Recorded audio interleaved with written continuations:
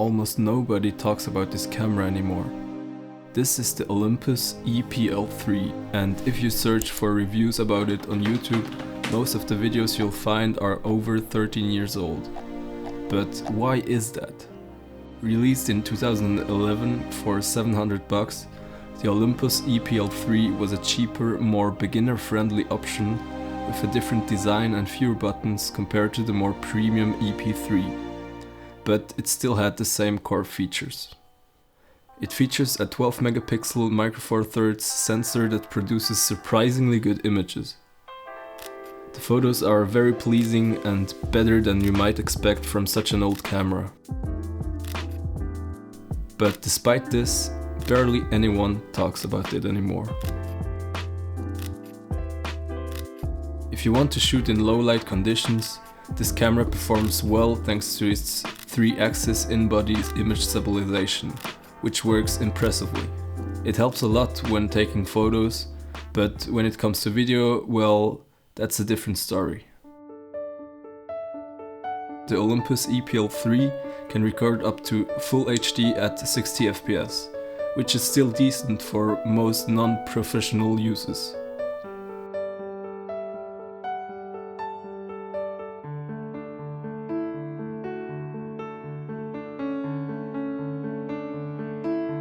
The stabilization is fine for slow movements, but as you can see here, the results are pretty wobbly for more action-packed movements.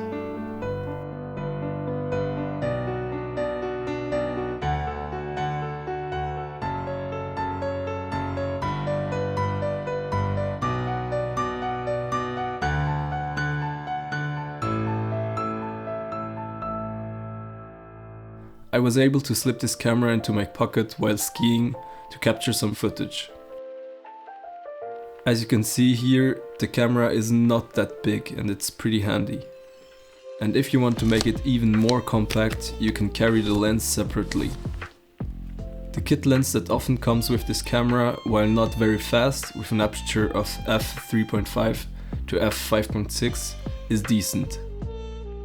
It's equivalent to a full-frame 28 to 84mm lens, which is a very versatile range. I got my E-PL3 for just $13 used, which is an absolute steal. Normally they go for around $60 to $180 on eBay. If you pick one up, the first thing I recommend doing is enabling the cog menu. To do this, go to Menu, wrench icon, Menu Display, and turn Cog Menu Display to On. This gives you access to many more settings like button customization.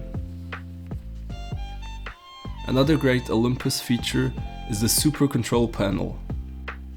You can activate it by going to the cog icon, Display Settings, Control Settings, and then set SCP to On for your desired shooting modes.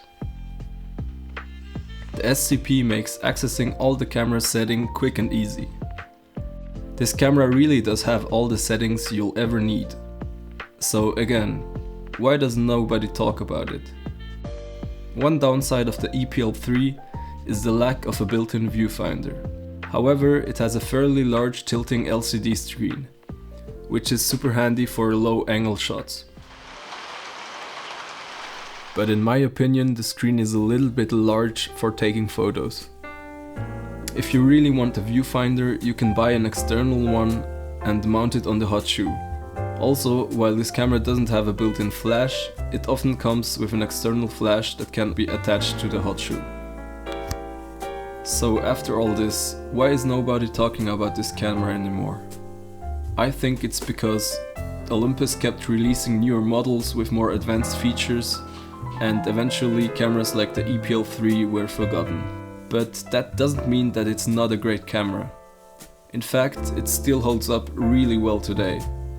If you're looking for a compact, affordable and capable camera, this one is definitely worth considering. So maybe it's time we start talking about this camera again.